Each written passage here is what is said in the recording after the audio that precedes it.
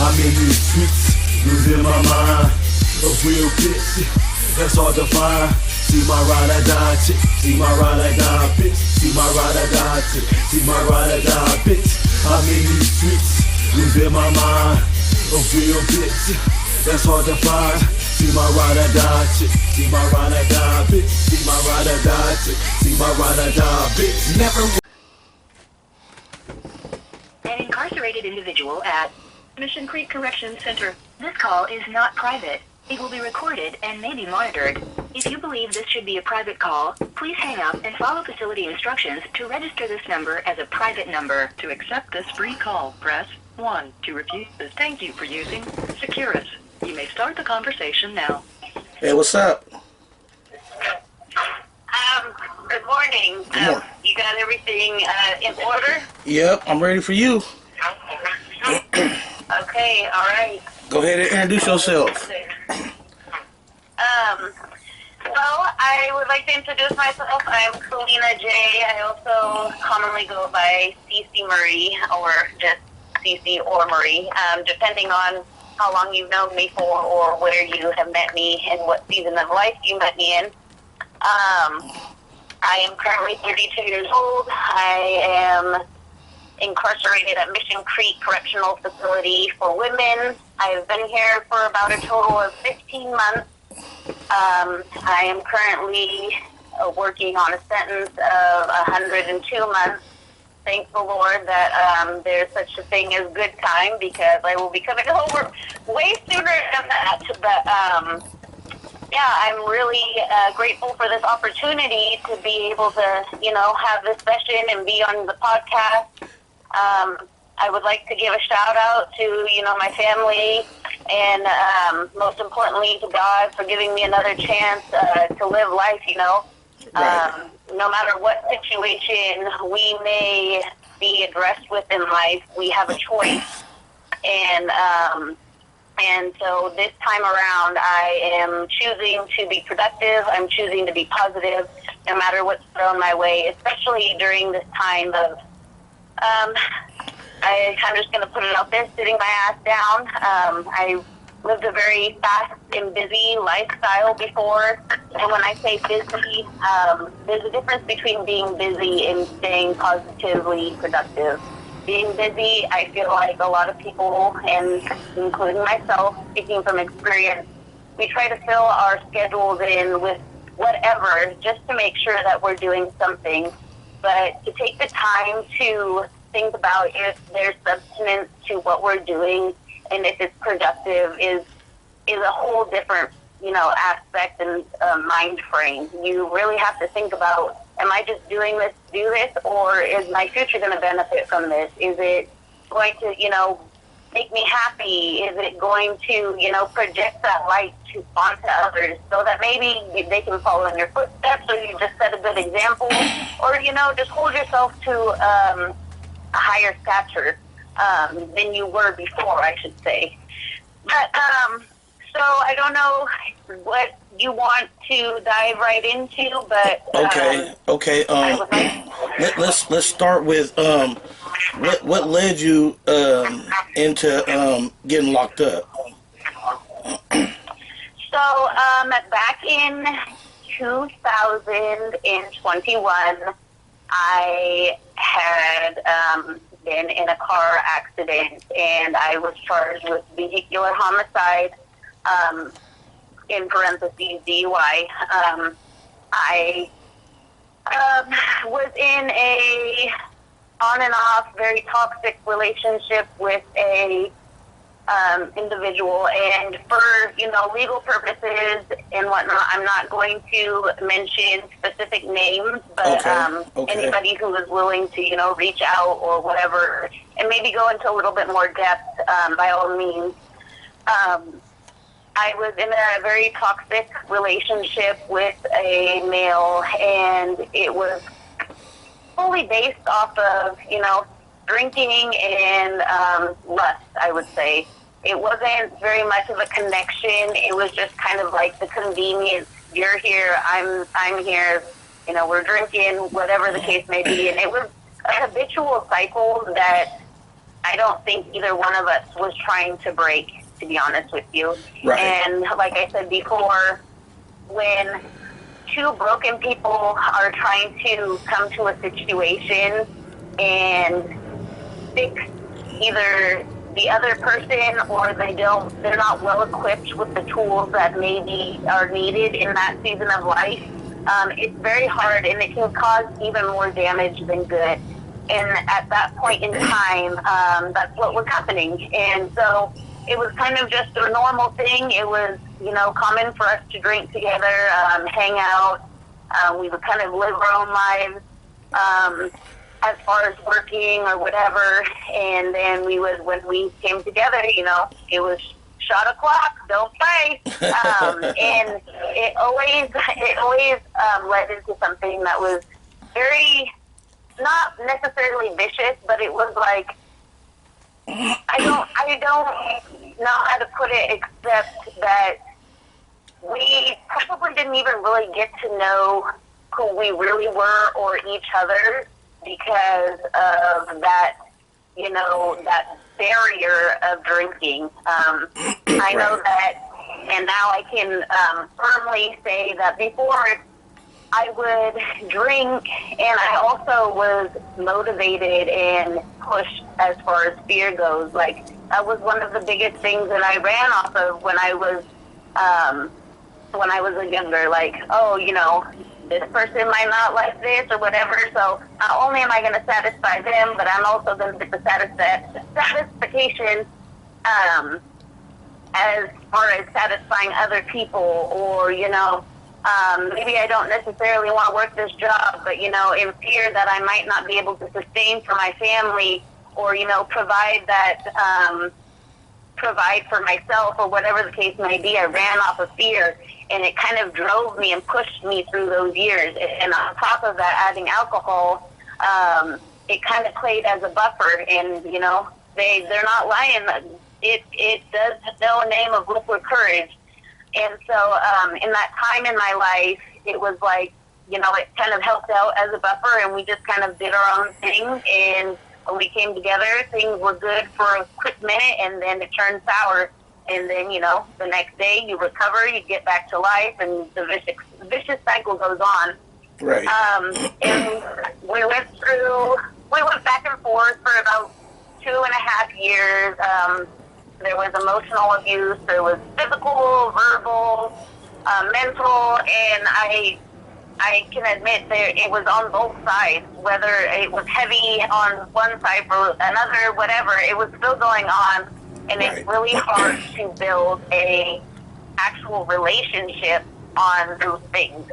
It seems to crumble. It's like building a house on sand. Right. It's only going to last for so long, and it might look nice, but let me tell you, there's no foundation there. And when shit hits the fan, what are you going to do? Right. And so, leading up to that night, there had been a lot of rocky things going on, and it was kind of like I said, two broken people trying to save each other, and it's not going to work. And every time that we would get back together or try to rekindle things, it was always the common, let's go have a drink, let's talk over having a drink, and then the talking became yelling and screaming and fighting.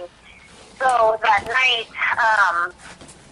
leading up to that, we had tried to rekindle things again, and we had decided that we were not going to spend time behind closed doors just for the sake of both of us. It's getting to the point where it's like, how much more broken can you get? So just to make it look good and maybe seem a little bit safer on both ends, we kind of decided we were going to go out in public and spend some time, maybe chop it up.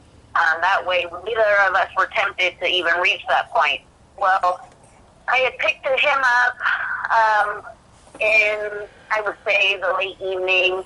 We decided that we would go to one of our regular spots. We went and had a drink, and, talked about a few things, and then we ended up leaving that spot and going to another place, and going and have another drink. And I can firmly admit now that I am a functioning addict, and that a functioning addict and a functioning alcoholic, which at the time, like I said, it was normal. Like, you bounce from place to place, you have a couple of drinks, chop it up, do what you do, pool tabs, play pool, whatever. Well, it was a normal for us to, get tipsy or whatever and then end up going back home. And we were really trying to avoid that at that point. Well, this was in 2021, and COVID was still going about. So all the places were closing around midnight. And so we were like, okay, you know what, we're going to leave. And he wanted to go get a bottle. Fine, whatever, cool.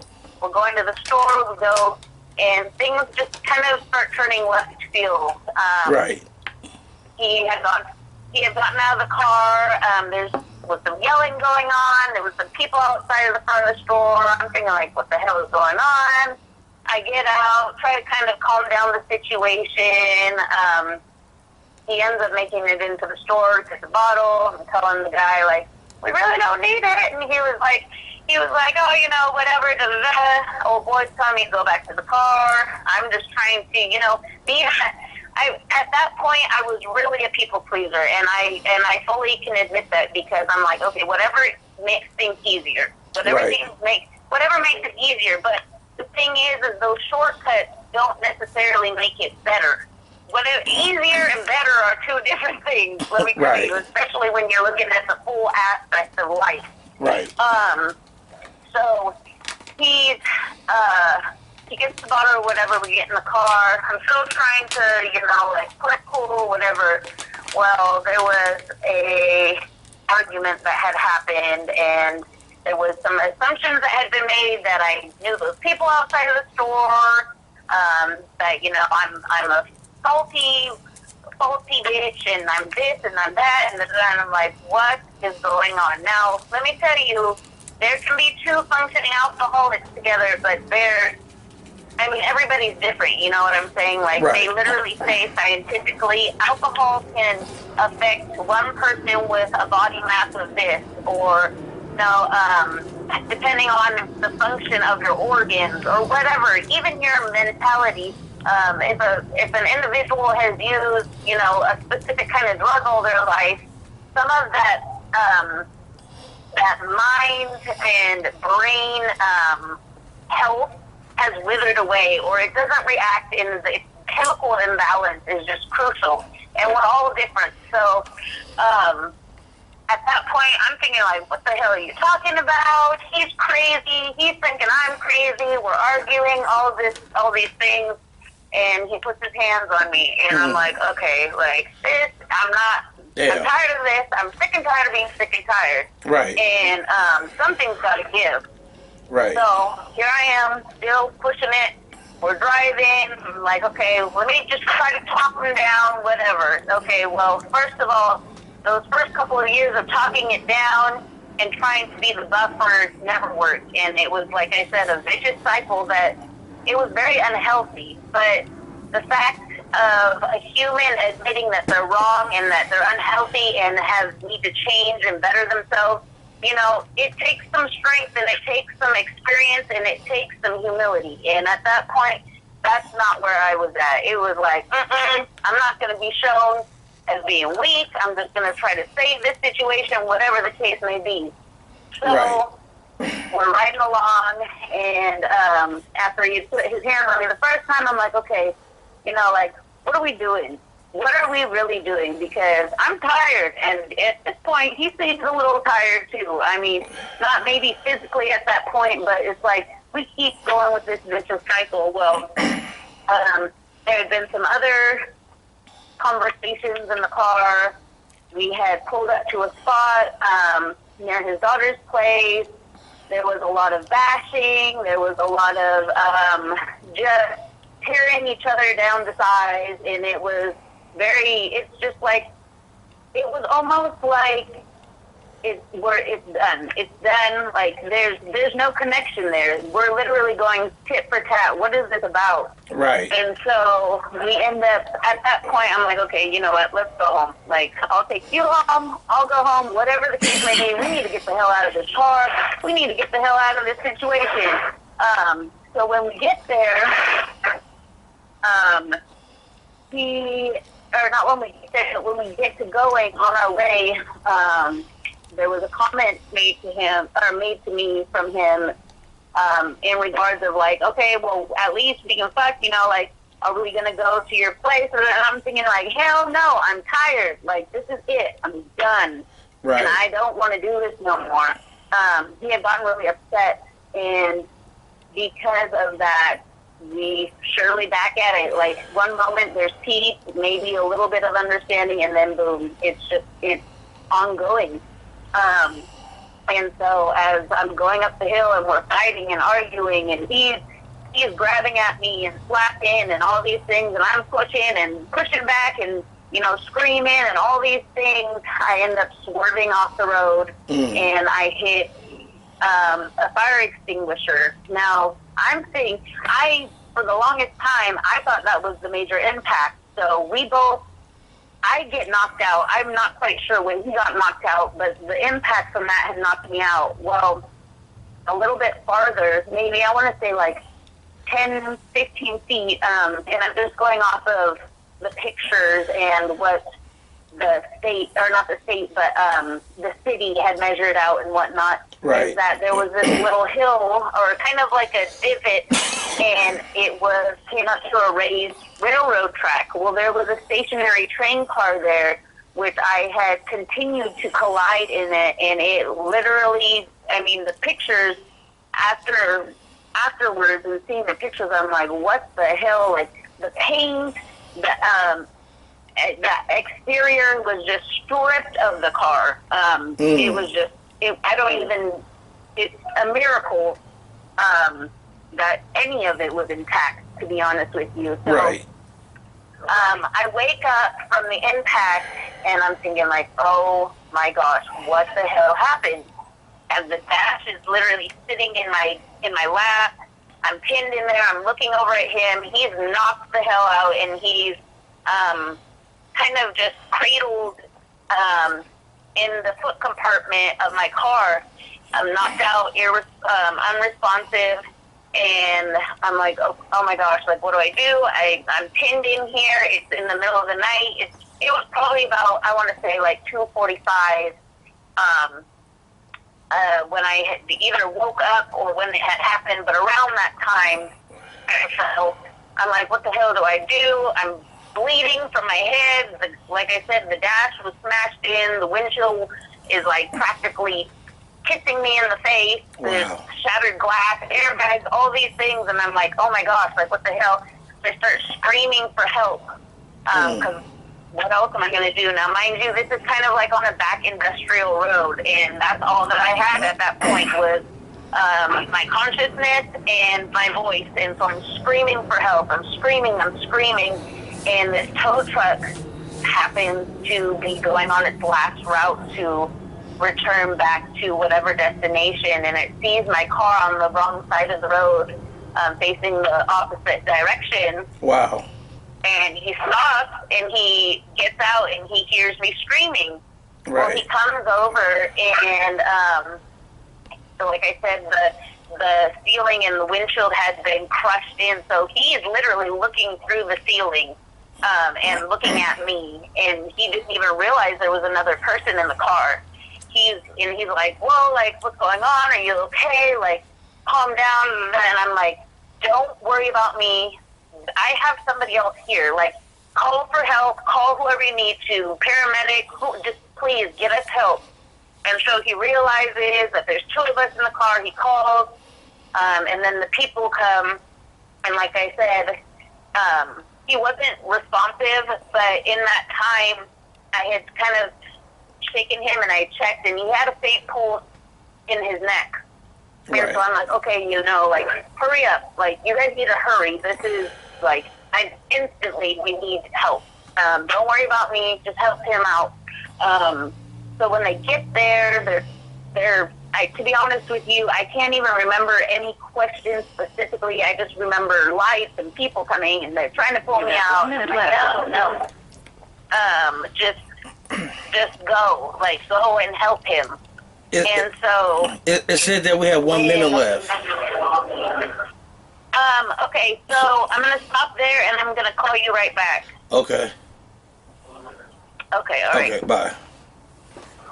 The caller has hung up. It will be recorded and may be monitored. If you believe this should be a private call, please hang up and follow facility instructions to register this number as a private number. To accept this free call, press 1. To refuse this, thank you for using Securus. You may start the conversation now. Okay, we're back. Okay, so at that point, they're trying to get everybody out of the car. There's, like I said, there was a lot of lights flashing. There's a lot of people moving in and out, around and about. And like, what the hell? They're trying to get me to, like I said, get out of the car. And I don't even specifically remember what they were asking me or what was being said. It was just a whole bunch of, I'm sure my adrenaline was rushing, and there was just a whole lot of stuff going on. Right. Well, I had passed back out, and they had obviously transported me to the hospital, and I wake up, and I'm in this hospital bed in this room, and I'm like, what the hell is going on? Like, man, this is crazy. And to be honest with you, I've never been in a car accident before. Right.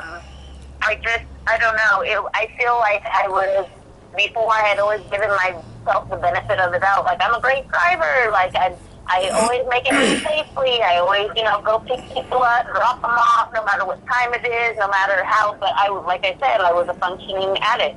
Right. And it was normal to me. And to be honest with you, the people that I was hanging around in the environment I was in, it was condoned. Like, it was normal. And so I'm thinking, like, okay, what the hell really happened? And me thinking, like, okay, I remember a fire extinguisher. How did it go from that? Well, I'm in this room, and I'm telling I told the nurse, I can't remember if it was a nurse or a doctor, but it was somebody there in the emergency room, like, don't put me on any medication. Like, I was very adamant, don't put me on no pain meds, don't put me on no, because it's very easy to manipulate people's actions or words, especially when they know that you're not in the right frame of mind, or you're not in a clear frame of mind. You know what I'm saying? Right. So me thinking, like, don't even try that. Well, they had already done that, and I'm not sure if it was on the way to the hospital or whatever, but later on I had found out that they had put me straight on Dilaudid. They're trying to put a neck brace on me. They got me handcuffed to the bed. I'm thinking, like, what the hell, dude? Like, what is going on? Like, is everything okay? Well, a police officer had came in and had asked me, did I hear about the passenger? And I'm thinking, like, no, like, what the hell are you talking about? And flat out told me, like, well, he's dead. He died. And I instantly just lost it. I'm talking about, I'm like, get me the hell out of here. What the fuck are you talking about? Mind my language, but, like, I'm panicking. Like, what are you talking about? He's dead. And I'm just crying. I'm freaking out. I'm screaming. I'm asking people for help. I'm questioning, is there a God? Why am I still alive? This, and that. Why are all these things happening? Now, it took the nurse a while to calm me down. And there was one specific nurse there that I am just really grateful for. She was like, look, I can't even imagine what you're going through, but she was like, I need you to calm down. And so she was, I told her, I was like, please try to contact whoever. And my first thinking was my baby's dad's family. We are really close.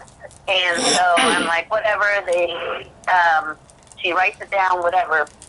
So then, moving forward, they end up taking me to to jail right from there. And let me tell you, they did not accommodate at all. I'm still bleeding from the head. At that point, they had cut my clothes off, and I was in a gown, and they were like, okay, well, we need to find something. So they found me hospital clothes to put on, and I wore them in the back of the cop car and over to the jail. And then I had stayed there for a couple of, I want to say maybe a couple of nights, or maybe 2 days and a night, or whatever. To be honest with you, I couldn't tell. You don't get to see out a window. You don't know if it's day or nighttime. And since somebody had passed away, they had put me in, like, not protective, but like a suicide watch. Because they were like, we don't know what she's going to do. And so I'm in there, and let me tell you, like, there's no socks, there's no toilet paper, there's no anything, because just in case, you're finding out that you have taken somebody's life, I can't speak for everybody else, but right. like, that is something, like, it's instantly convicting. Like, what? Like, I did that? No way. Like, let me tell you, for being the people pleaser that I always was, like, for it to be switched, and it's like, oh no, you did this, like, and there's facts of it, and there's proof, it's like, oh, I feel like a piece of shit. Like, I really do. Like, and even though there wasn't any intention behind it, right, there was no, and I think that's the most messed up part about it, is there wasn't any bad intention, but there wasn't necessarily any good intention, because, like I said, we were drinking, we were trying to be fixing something that couldn't be fixed. And so at that time, it was like, what were we motivated to do? What was even the point of this, besides going through that vicious cycle once again? And so when I'm in there, and I'm laying there, and let me tell you, it's like the low mat that they gave me was maybe 2 inches thick at that. And I'm laying there, no socks, no toilet paper, no nothing. I'm still bleeding, and at that point, I'm telling you, I was dying on my left side. Well, I found out that my lung had collapsed during the process, briefly, that my ribs were cracked. I'm like, I can barely walk at that point, and I'm just like my mind is racing, and I'm in this cell, and I'm like, what the hell? Like, am I, like, I don't see life getting better from here. Like, I'm physically messed up, I'm emotionally messed up, I'm mentally messed up. Like, the person that I thought I loved for so long is gone.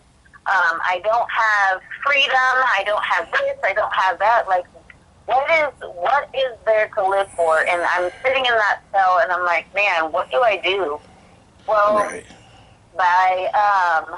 I would say, I don't remember how often it is, but they do like a detox, and so however many hours or whatever, they have you come out, you drink the big old styrofoam cup of Gatorade, and whatever, trying to get you to detox and all these things. Well, every time that they would call, I'm like, what are you talking about? Like, what are you talking about? I'm not fucked up, like, I'm not high, I'm not drunk at that point. There goes the functioning addict speaking. Like, why are you calling me for this detox? So I'm scaling up the wall, holding my abdomen on the left side, trying to be able to breathe while getting up, and just having this horrible time. And I go do the detox thing, and, a day passes by or whatever, and then they finally come in, and they're like, you are going to have a court a hearing or whatever for my bail. So I'm like, okay.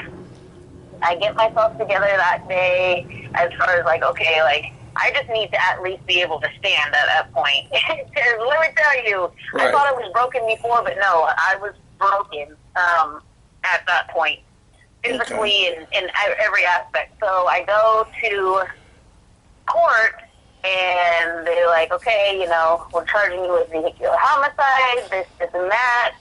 bail, $100,000, and my stomach just like fell, like Right. $100,000. Like, oh hell no! Who the hell is gonna just, willy nilly? And I mean, let me tell you, people got money out there, but considering the circumstance, who the hell is going to just toss that pretty penny just to get me out of prison or out of jail at that point? Right. So I'm thinking like, okay, it's over with. It's Right. over with. And they ended up taking me back to a room. And at this point, they didn't take me back to the same cell. They took me back to this room where there was 2 bunks in there. And I'm laying there and I'm crying and I'm praying and I'm like God, like, what am I going to do? Like, there's what is left for me to do? Like, am I going to rot away forever in jail? Am I going to go to prison? Like, and I just don't know what to do. And they come in, somebody comes in, and they were like, there's people here from the news. They want to know if you want to speak. And I looked over at them and I was like, how disrespectful can anybody be? You know that someone just died? Like, no, I don't want to be interviewed. I don't want to be on no damn television. I don't want to know. Like, what do you... And mind you, I just realized that, like, my life was pretty much over. Like, why the hell would I want to talk to you? Get the hell out of my face. Right. So they end up leaving, and then maybe, I don't know, like 5-10 minutes pass by, and somebody else comes, and it's one of the COs, and they're like, Ms. Juarez, and I was like, yeah, and they were like, somebody posted your bail, and I was like, what? I'm thinking like, who the hell just pulled 10 racks for me? Because let me tell you, Okay. I was not expecting that at all, and ever so quickly, I should say, either. So I'm like, wow. So I end up, they end up getting me some clothes, whatever, and my family is waiting outside, and I get released. And to be honest with you, when I got out, and I'm thinking like, okay, maybe this is a chance to redeem myself. Well, I don't know. I don't know what's going on. Mind you, I've never been in trouble with the law, like, and on the flip side, I was in the medical field for 8 years. I was a mom. I was like, I was the carpool parent in the morning, and the one who, it was almost the double life that I had lived for so long. It was like, okay, well, maybe I can save myself. And it was like, okay, well, to be honest with you, now I'm thinking like, obviously, if I could have saved myself, I could have done it a long time ago. There's no saving yourself. I had gone too far. And to be honest with you, I can admit that I was very ignorant. And I wasn't very mature. I was looking for all these things in the wrong places, and it wasn't working. And like I said, once you're stuck in that vicious cycle, that it's easy to just stay where it's comfortable. Like, I ain't gonna put too much more effort into this. I can just keep going. It's been working. But really, though, like I said, people get sick and tired of being sick and tired. Like, how long do you want to be the one that's miserable? Like, I don't want to be known for being the one who is miserable. She makes it happen, but man, that girl is miserable, or she's always angry, or she's got a badass attitude. Like, I'm not trying to be that no more. Like, I don't care how much money I'm making. I want to be happy. Well, while I'm out on bail or whatever, I am thinking like, you know what? I'm at that point. I'm scared. I'm hurt. I don't know how to breathe. I'm angry. I'm just all these emotions that I really hadn't had to address before, especially being sober, have all came to the surface. And now I'm like on crazy mode. Like, I don't know what the hell to do. Like, what the hell am I supposed to do? And now at that point, they're like, you're not supposed to be drinking. You can't be smoking weed. This, and that. And the one person that I always used to do that with is gone now. He died.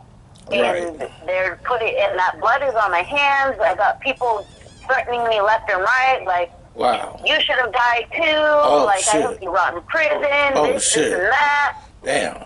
and all these things, and just like, and it was to the point where I was like, I can't leave. I didn't leave my place for a good couple of months. Like, going to the grocery store, that was a no-go. Like, I would ask, family members, like, can you come pick this money up, drop it off, da da da da.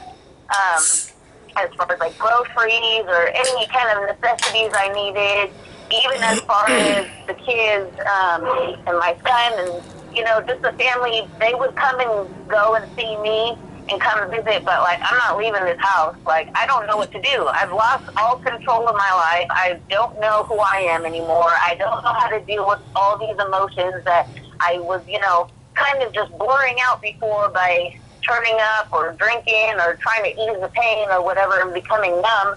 Now I got to deal with all these emotions. What the hell am I going to do? And so, at myself, I would cry, or it was like, damn, like, just going back and reflecting, like, I fucked up. I fucked up, and it's, like I said, it's really hard as an adult to admit when you're wrong, especially in that circumstance. Like, where did I go wrong? Where did I go wrong? How did I contribute to this situation? Right. Well, like I said, I didn't know how to grieve. And shoot, I had, family members and whatnot who had passed away 10 years before that I still hadn't grieved. Like, that's just not something I did because I drank. Why would I not? I mean, it's cheap. Go to the store, get a bottle, whatever. Boom. Right. Vicious cycle. And it's like an enhancement. So, so how many kids do you I'm have? trying to figure this. I have two, and my son, though I am his primary parent, and he's my youngest, but I have two kids. But let me tell you, just because those are my two biological kids, I have about 15 or 16 nieces and nephews, and let me tell you, they're still coming. I've been locked up for a good 15, almost 16 months, and there's still babies being on the place. I swear, there's been 5 babies. 5 babies been born since I've been in here, but I was always like, I'm willing to take the kids for the weekend, whatever. We had a pool. We didn't live that far from, all the little things. So yeah, bring the kids over, dump them off at my house. We'll have a pizza party. We'll do the movies, whatever. I like to be the fun PT. And where are you from? So I was born and raised in Yakima, Washington. I lived there until I was about 19 years old. Okay. And it's crazy because there's really not much out there as far as picking fruit.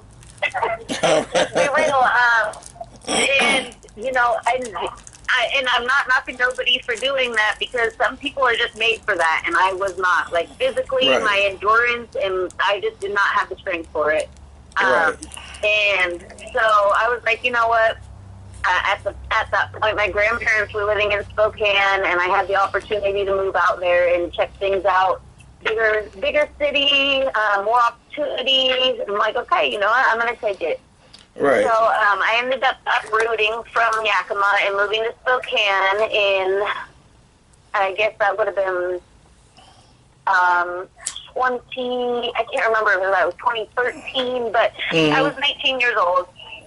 Right. And I ended up, that little burst, because when I got there, I hadn't quite finished high school, but I ended up busting it out online, getting my diploma, getting a full-time job in retail, and I kind of, went from there. Okay. And to be honest with you, it's been a really interesting road, and there's a lot of things that are what I am made of, and I'll never forget where I came from. Right. There's also some things that I'm like, yeah, I did that, but I'm never going to do that again. Mm-hmm. I heard Spokane's ghetto. So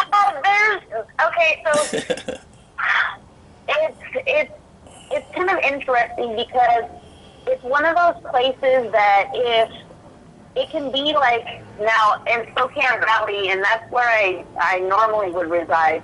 Spokane Valley is kind of like a retirement area. Like, you know, you've already had your kids, they've grown up, you raised them, you and, you know, the wife are ready to settle down and maybe, you know, just, you know, retire or whatever.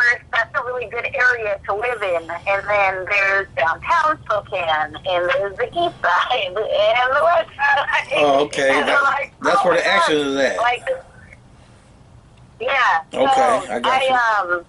I had the experience of living on the east side, and let me tell you, I rarely ever slept when I was over there. I rarely ever slept. I was always into something, with somebody, doing something.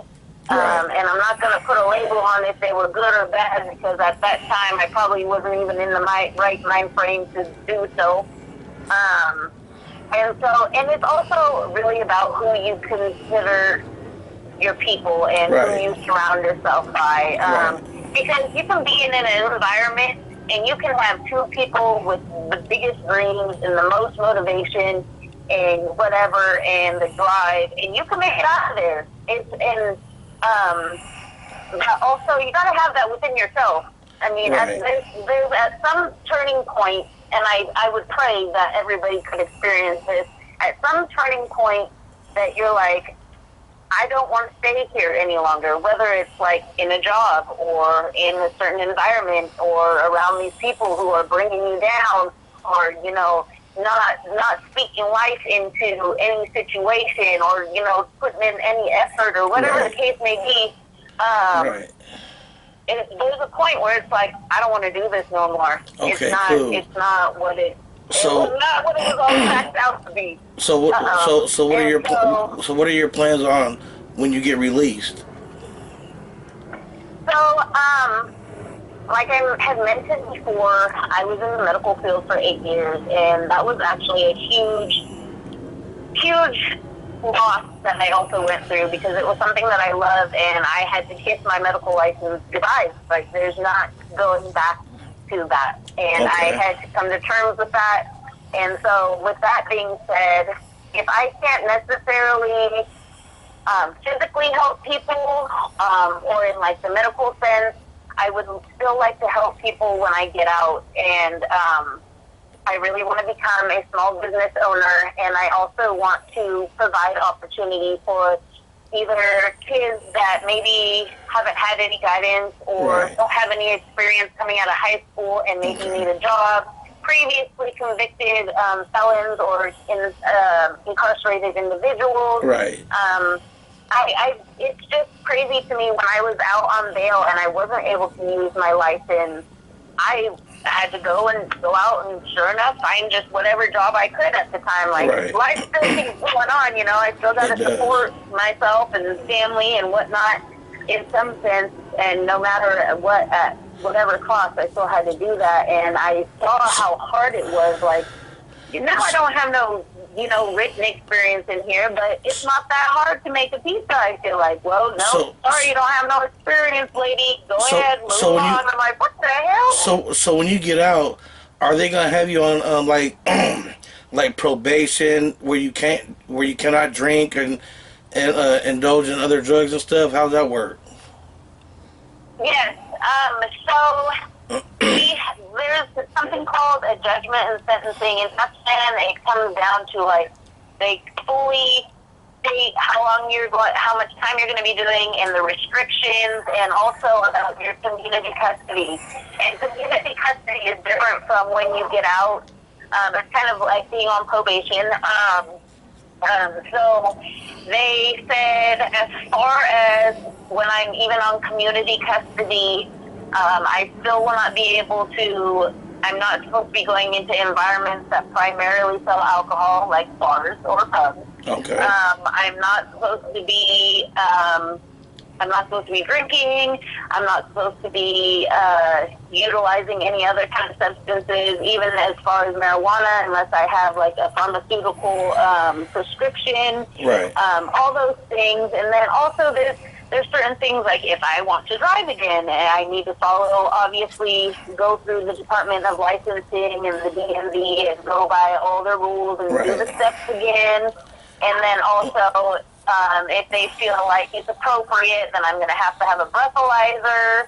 I'm going to have to take consistent UAs and all these things. And then obviously there's the, paying the fees and all kinds of everything. Right. So how long is your stipulations gonna go to where you're gonna have to where you have to do the breathalyzer? What, you gonna be on it for a year, 5 years, 10 years, or life, or what? What do they say in your situation? They said as far as when I'm on community custody, I'm going to have that whatever interlock breathalyzer. I'm not sure if I have to go through a certain amount of time, like a year or whatnot, right? In order to do that. Right. But to be honest with you, the fact that when I get out, I'm going to have to readjust and be able to confidently get behind the wheel and not have, face maybe any kind of triggers that may be out there, any kind of situation or people, or even, spots that I may have driven by before and could possibly trigger my trauma. I think that it would be in the best of my nature because I can't afford to have something like this happen again. Like, it's been traumatizing, it's been painful, not only to me, but also to my victim's family, to my own family. It's very true when they say, like, yeah, you're doing time, but your family and these other people are doing time with you. And to be honest with you, I was one of the people in my family that consistently stayed in contact. I may not see you all the time, but like I'm always contacting my mom, my grandma, like, my kids, cousins, or whatever. I'm staying together, and I'm trying to, at least make sure when we get together for Christmas, we've got the activities or the food or whatever. Trying to keep things kind of glued together. So when you get released, are you moving back, being transferred back to Spokane, or you got somewhere else you're gonna try to locate to? So, to be honest with you, I am going to be going back to Spokane, and but how everything is going now, and I'm not sure if people have really kind of heard about it, but they had just passed a new bill as far as when incarcerated individuals have 18 months to the gate, you are approved or eligible for work release or GRE, which is kind of like house arrest. You're on ankle monitor.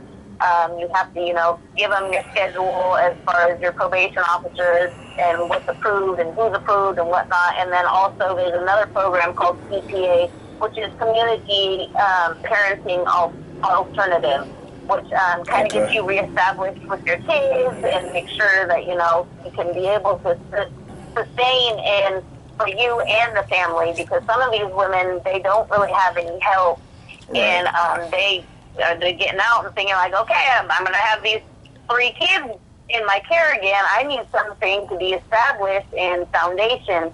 Well, so when I get out on one of those programs, that will be the last 18 months of my actual sentence. And I really want to, no matter what environment I am living in, I really want to still just focus and work on these things that are going to be productive for my future. And to be honest with you, like I said, the life that I was living before, I never utilized any resources. I didn't want to help. I was ignorant. I was selfish. I thought I, could handle it all. And I never reached out to for any help or resources. And when I came here, it was like a blessing in disguise that it was like, okay, now literally God had told me, like, okay, you need to sit down, because every other time that I've given you a chance, and this is not my first time facing, death in the face, and looking it in the eyes, it's like every single time I swear God was telling me, like, every single time I give you another chance, you just don't get it. You So don't get it. And why you did need you to sit down and realize. why did you take it to trial? Did they offer you a plea bargain? You have 1 minute left. Hello? We got 1 minute left. We have 1 minute left. So call me right back. We'll end this on your last call. Okay, all right. All right. Call right back. The caller has hung up. At Mission Creek Corrections Center, this call is not private. It will be recorded and may be monitored. If you believe this should be a private call, please hang up and follow facility instructions to register this number as a private number. To accept this free call, press 1. To refuse, thank you for using Securus. You may start the conversation now. Okay, yeah, we're gonna get to this right here so we can wrap this up. We don't want to make it too long. You know what I mean? Right, and I'm sure you know how to chop and screw and do what it do. So whatever you do. Listen. I do what it do, baby girl. I do what it do. I'm gonna make her shit fat. Okay, I'm gonna make it fat. I got the trust and faith in you. For sure. And listen, and you got a package coming by next Wednesday, Thursday. Okay, I appreciate it. I really appreciate you and this opportunity as well. You know, My book is coming towards you. Yeah, for sure. My book is coming towards you. You're gonna get it by next Wednesday or Thursday, and then when you get it, check it out, read it, and if you want to call me back and holler about it, or you can text me, whatever, we can go from there too. Yeah, most definitely. Let me tell you, I've been waiting for a long time for an opportunity like this, and right. You know, they do say God works in mysterious ways. Let me tell you, you're a blessing, Corey B. Thank you. And I want to give a shout out. I want to give a shout out to my coworker. You know what I'm saying, Kristalina. You know what I mean? And she wanted me to tell you what's up too. Okay. Yeah. Yeah.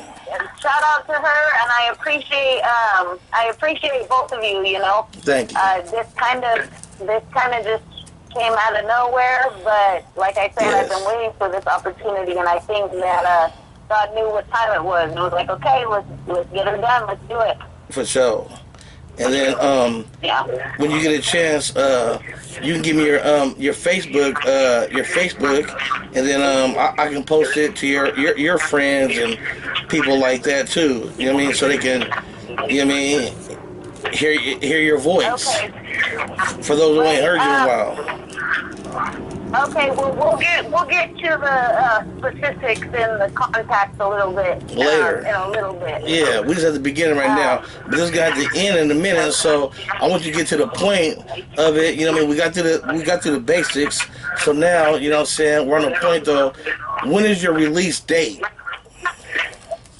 So originally like I said, the full sentence was 102 months, and so that was originally November 5th of 2032, and they're very gracious, and they do take into consideration people who actually come and do their time productively, and with the hopes that they can better themselves and change, because they do call it DOC, Department of Corrections, in hopes that maybe this will help correct some people's actions and behaviors. So right.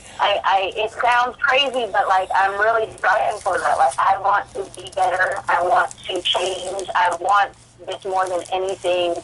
And I hope that it'll make a great impact on my own life, for my children, for my family, people that that I will stay in constant communication with, because if it can happen for me, it can happen for anybody. And I'm going to let people know that it doesn't matter how old you are, where you come from, it can happen, and you just really have to want it. And let me tell you, you can't just go off of your own guidance. And as hard as it is to ask for help, that's what the resources are out there for. And being here and incarcerated, I've had the opportunity to be a part of a program where I've earned college credits. I've gotten some great mental health counseling. Right. I've gotten to be a part of a treatment program where, Okay. like, yeah, it was cool, and not all of it applied, but I took what I could out of it, and it's helped me in different aspects that I didn't even want to address in life. Right. And kind of the push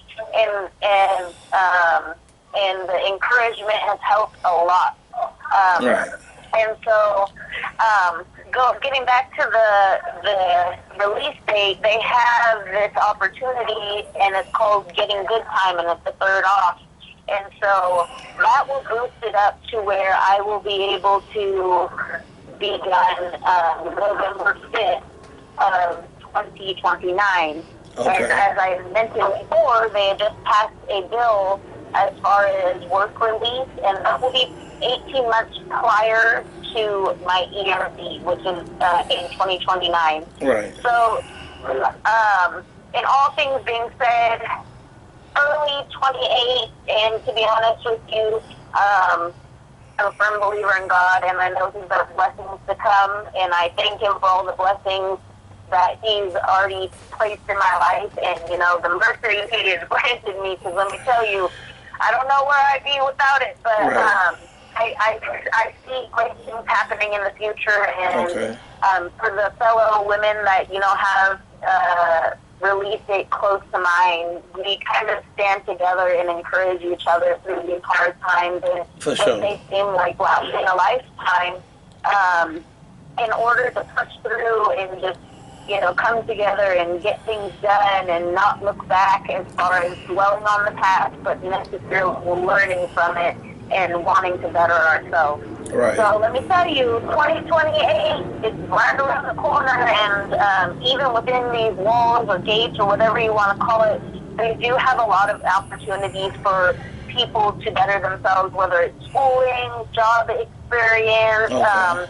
you know, mental health programs, parenting classes, all these different kinds of resources that we may not reach out to when we're on the out, Right. and that we may have taken advantage of the opportunity. But let me tell you, when you've got nothing but time in here and the will to keep pushing forward, they come in real handy. Real handy. Right. So I'm trying to knock them out program by program that I take part of, and hopefully just never have to come back to this situation. So and did the prosecutor offer you a plea deal? So at the very beginning, they had offered 7 years, and I'm like, 7 years? Okay. Like what? And mind you, I had no priors, and I'm like, hell no. Like and at the time, like I said, I was like, what the hell? Like, this didn't happen because I was drunk off my ass, and I was very. Here's the thing is, like I said, I was not mature enough, and I was ignorant to admit that I was a functioning alcoholic. And Right. before, I was like, you know what, I just didn't think it was a problem. And the people that I was hanging out with and whatnot, it was confused in, like, okay, well, you know, they don't think I need help. I don't know if I need help. Why would I stop? And it's been working. But when they had offered me that plea, I'm like, what the hell? Like, no, hell no. Like, that's not really why this happened. And there was a lot of factors that added up to it that had caused this accident. And I had taken that as like, you know what, I really want to tell my story. The only thing is I was not thinking about the bigger picture. I was not thinking about other people. And I took it in the wrong direction of steps. Because, to be honest with you, no matter what, I was still going to be able to tell my story. But now is more an appropriate time rather than in the midst of chaos and the emotions are high and people are confused and this and that is being said. And even when it was on the news, let me tell you, I'd never been on the news more than I had after this situation. And it was like, man, that attention is not something that I wanted. Right. And so I was like, hell no, I'm going to tell my story. But like I said, I was very immature. I was not open-minded. I was selfish. And because I was in pain and I was hurting and other people were, and I'm like, you know what, why not? But now looking back, I really have to hold myself accountable for my actions. And I'm glad that I have learned these things while being in here. I'm just a little upset that I learned them farther in life rather than before, because it could have saved a lot of heartache. It could have saved a lot of pain. It could have saved a lot of those, just those ill intention and friggin' and all those bad things that it's like we didn't even have to do with that. Like that thing was unnecessary. And so unfortunately I had to go through these things, and this is how my life and the steps in my life and my path that I've had to walk, that I have learned. And to be honest with you, I've came to terms with, like, I never really had the time or the opportunity to even, and I'm not allowed to speak with my victim's family and reach out, but like I'm at the point where, like, I've had to ask for forgiveness from God. I've had to learn that if I don't have any self-forgiveness, that I will be able to move on in life. And I would really hope that someday they will be able to hear my sincere apology, because there's no pain and there's no sadness and there's nothing like a mom or a family being stripped from their child, or separated, and especially by death, and especially by someone being inconsiderate or maybe careless or whatever. And I can only imagine how my victim's mom or family or children could be feeling. And like I said, I was very selfish in that time, to where I was like, well, I'm grieving too, like, what about me? But it's not even about me. It was about the situation. Like, everybody's grieving, and everybody is pissed off and sad and hurt. And like I said, there's having somebody broken, trying to fix somebody else that's broken, or in that despair or pain or anger, it's not going to be very healthy. Let me tell you, I feel like only in math do two negatives make a positive. You know what I'm saying? Right. And in real life, it's like, yeah, I might feel like I'm weak or like, a softy or whatever, but maybe I do need counseling. Okay. Maybe I do need to tell somebody that I'm pissed the hell off, and even if it's not a family member, maybe I just need to vocalize it. Right. And I had to go through that, and I realized, like, my mental health counselor here, I may never see this woman again, but, she's helped me out in miraculous ways, and I can't help but thank her as well, because it's just hurt people, and it's a vicious cycle through humanity that it really needs to stop. Right. Like, if you need help, go ask for help. You don't have to brag about it. You don't have to put it on Facebook. You don't have to, publicize it. But go get that help that you need, because you never know how it will affect you in the long run, how it will affect your family, your kids, your loved ones, or any blessings or opportunities that may come. But just because you were too, big and bad to say that, maybe I need to sit my ass down and maybe I need to think about this or get the help that I need in order to persevere in the future. It's something that the society is so fast and so busy and so just crazy that sometimes we don't take the time to sit back and reevaluate or think about those things that really are going to be the big things in the future, rather than just the small things in the present. You know what I'm saying? So when you drink, are you a mad drinker, or are you a happy person, or what? Emotional, or what? No. Normally I'm a very happy person. Let me tell you, I'm not a fighter. I'm not physically like, yeah, go kick their ass, or you know what, like, bitch, don't touch me or anything. I'm not a mad drinker. I'm not the super emotional where I cry whenever I get a chance. Right. And I'm not bashing nobody, but I'm like, there are different alcoholics and different ways that are affected. And I'm normally the person, like, I'm not necessarily out on the dance floor when we're at the club, but I'm like, yeah, that's my best friend. Like, just encouraging and happy and trying to be, set a good tone. And even when it's like, I liked it. I used to be able to go out and, the girls would go out for lunch, maybe have a margarita or whatever. I just Right. like to have a good time. Right. And I can have a good time, and, but the thing is when you lose that self-control and that balance of like, okay, you know what, I enjoyed that first margarita, but now I'm 10 deep, and now I'm kind of feeling like shit, or now I'm like, now what am I going to do? And I feel lost, or now I'm alone and I'm drinking. Like, there's a really crucial time where you have to think about, like, am I just drinking to drink, or am I drinking as a social thing? And it really narrows down to just each individual as itself. So in this toxic relationship that you was in, was it a lot of jealousy? Was it a lot of cheating or something? What made it so toxic? To be honest with you, I think that it wasn't necessarily established, like, because to be honest with you, during the day, during a normal regular day, I would be working. Afterwards, I would drink, and him and I would always communicate, and how's your day going, baby? This and that, and we would go out to eat sometimes, and we would hang out, at home or whatever the case may be.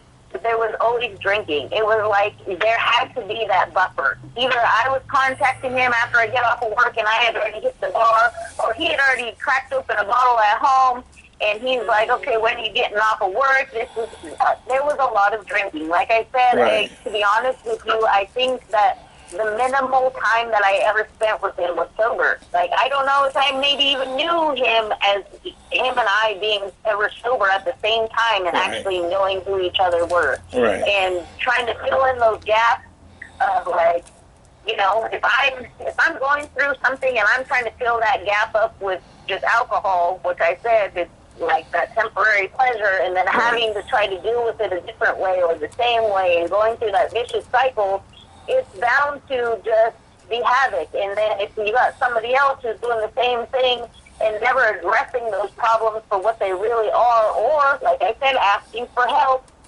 because pride, let me tell you, your own pride will kick your ass sometimes, and it'll put you in a situation that you're like, damn, why did I do that? Like, Right. now I'm over here sitting real dumb or real embarrassed, and now you got to dig yourself out of a ditch that was maybe only 5 feet, but now you're coming out, and I only say 5 feet because I'm short. I'm 5'2", so it'd be a hard Okay. time to get out. But now I'm in a ditch that's 10 feet. I'm really having to struggle and to get out and try to So how did you guys first meet and get together? You know what I mean? What, he just started cracking his whip at you and pulled you? How'd it work? So originally we had mutual people, and guy and girlfriends that just people that we hung around. And at that time, the first time I had ever met him, we had all been drinking, and a couple of the homies had brought me around, and I was like, okay. But at that point, like, I just found out who he was, and we just were like, hey, what's up, what's going on, da, da, da. But nothing like super secluded, nothing intimate or whatever. And then I'll never forget it, he hit me up, he found me on social media, because we both lived in Spokane, and like I said, we hung out with the same people, but it was like, I don't know, it was just never like, oh, and by the way, like, you trying to go whatever wookie wop. It was just, I don't know if it was maybe a pride thing on both sides, because let me tell you, I took pride in being an independent single woman who made her own money, and a man can't do this and this and that. And I don't know if it was just because we both weren't trying to act, like, let that guard down or whatever, but we were just like, hey, okay, see you in passing, how you doing, whatever. Well, he had hit me up January 21st of 2019, and he was like, so what's up with you? How have you been? And from there, it was kind of like, okay, let me see what's going on, because he actually put the effort out to go and, find me and see how things are going and whatnot, because, Right. like I said before, when I'm drinking, like, it's cool. It's cool that people care or whatever, but when I'm being motivated off of fear and trying to get shit done and on my own and nobody can tell me nothing and I'm going to do this, whatever, that it really, it's living a fast life. It was like people come and go. People come and go. It is what it is. But when somebody went out of their way to like, hey girl, how's it going? I haven't seen you in a minute. Let's chop it up, whatever, whoop whoop. And we eventually started, linking up and whatever it may be. But it was never like, it was to the point where like I'm posting pictures on social media here and there, but also growing up and not hanging out. I don't have a lot of female friends, and let me tell you, I learned that it wasn't just females in general. It was probably just the females that I was surrounding myself by, and I probably should have gotten the hell out of that group or whatever because, like, I would see these females doing some shitey ass things, and I'm like, oh no, like, girl, you ain't gonna try to crack at my man, or you're not gonna know what he looks like without clothes on, or whatever the case may be, because I'm not going for it. Like, I'm not gonna be. You can't play me the fool. That's for sure. But at the same time, like, it was never. I don't know. It wasn't like I said, we never were spending that sober and intimate time, maybe trying to actually make a real connection, and that's where it was too much of trying to repair and heal ourselves without the right tools, and then trying to bring somebody else into the mix that it was never going to work, no matter what, no matter what place we were at or whatever. We had to do that. We would have to do that on the inside for ourselves before we can help, the next motherfucker out. Because if I don't know who I am and I don't love myself and I don't have value my self-worth and whatnot, what makes you, and that's another thing, is what makes me think that a man is going to want to be like, yeah, that's mine. She's broken inside, and let me tell you, she don't know who she is, and she's not very confident, and whoop-de-whoop. Nobody is going to want to pick up pick up somebody and think that, oh yeah, that's going to be my significant other. Because to be honest with you, I don't want a project that I have to fix. I don't want to do that. I want to be able to meet somebody where they're at, and if they're ready to grow, if they want to have some understanding, if they want me to be that person that they can call on and not have to, publicize that they're going through some shit, but they can call me and be like, I'm having a really rough day. Okay, let's chop it up for 30 minutes. I'll sit here and listen. I won't say a word, or if you need advice, just let me know what it is. Okay, I like that. I had to grow. I like that. That's smart. You're very smart. I like that. Thank you. Yeah, you got some ism. I appreciate it. You got some ism. Let me tell you, I and like I said, I had to go through all kinds of things. It didn't just come easily to me. It wasn't like, now I want to change my life, and the next day, everything got better. There was I definitely fell, had to pick myself back up. I had to pray. Let me tell you, God has been there for me like nobody has. But you know what? I've been walking heavier and stronger in my faith while I've been here, and He has opened up doors and opportunities to meeting people that are like, you know what? You're cool as hell, and I'm like, you are too. And we would sit down and before you met me, have you begun a lot of other people reaching out to you? I've had a couple people reach out as far as people that I didn't know, but like, people from the past or whatever, they heard about it on the news and about me getting locked up and trying to see like, hey, how are things going? Are you cool? What's going on? And whatnot. But I've also had to cut off a lot of people who I was like, you know what? It's interesting that you wanted to be around and in my face for a good time, but they weren't trying to be, solid, or they weren't trying to even just show anything positive, not only within their own life, but also like, man, just because I have three meals given to me and I have a roof over my head doesn't mean that I don't have pain about not being with my kids or being able to, be able to show love. I mean, shoot, here you can't even. You're not even supposed to hug. You don't get no physical contact with nobody, whether it's a friend or something closer. There's certain things that you just aren't allowed to do here, and it really hinders people. But also, if you look at it like, you know what, I can't do that right now, but let me tell you, I'll never take advantage of it ever again in my life once I get outside those gates. I think that's where there's real value, because you know what you're going for, you know your worth, you know what you're not going to do, and if you have that drive and that strive on the inside, there's not going to be anything to hold you back, especially here, because let me tell you, you got a lot of time to self-evaluate and spend with yourself. So it's one of those things that it's just, I mean, I'm grateful for the connections and the relationships I do have, and I'm also grateful for the ones that had to be cut, because some people are only here for a season, and that's how life goes. Right, for sure. Well, you know what I'm saying? Before we end this podcast right here, you know what I'm saying? You want to give a shout out, you know what I mean, to your peoples, your loved ones, your family, your friends, your real friends, and things like that. Most definitely. My biggest shout out, I want to give a shout out to God for, holding me down and sustaining me and being encouraging and giving me guidance. I would like to shout out to my mom. She's been a huge support, mentally, emotionally, and our relationship has grown closer. I'd like to give a shout out to my grandma, my nana.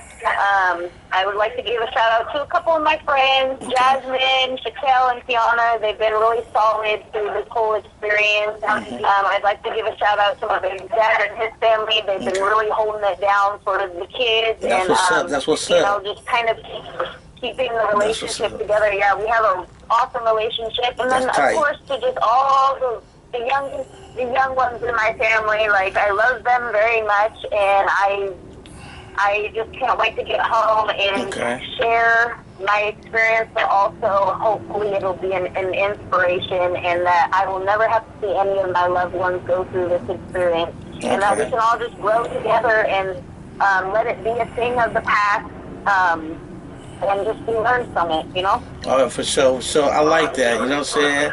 And, you know what I'm saying? I'm going to stay in contact with you, you know what I'm saying? And we can kind of build from there. But hit me up when you receive my book. You know what I mean? Most definitely. Yeah, you know what I mean? And tell me what you think. That, yes. Okay. Thanks for calling in. You know what I mean? Alright. And I appreciate your honesty, and I appreciate your story. And my fan base is gonna appreciate it too. You're the first female that's on the my Prison Talk podcast. I want to say one love. I know, that's right. Yeah, and God bless you. For the opportunity. Thank you. God bless you too. Thank you so much. Or you have a good evening. All right, you too. Bye bye. The caller has hung up. Baby, I love you. Now tomorrow I wanna die chick. Baby, I love you. I'm in these streets, losing my mind. A real bitch, that's hard to find. See my ride or die chick, see my ride or die bitch, see my ride or die chick, see my ride or die bitch. I'm in these streets, losing my mind. A real bitch, that's hard to find. See my ride or die chick, see my ride or die bitch. Yeah. Old Bonyell back in the booth again, you know what I'm saying? This one's my ride or die chick, you know what I'm saying? Comes from the horn, you know what I'm saying? If you out there, you know what I'm saying? I'm searching for you, you know what I'm saying? And when I find you, I'm gonna hold on tight, you know what I'm saying? Can't let you go, you my ride or die chick, you know what I'm saying? The wheels fall off. Yeah. Until the wheels fall off. Yeah. Bonyell.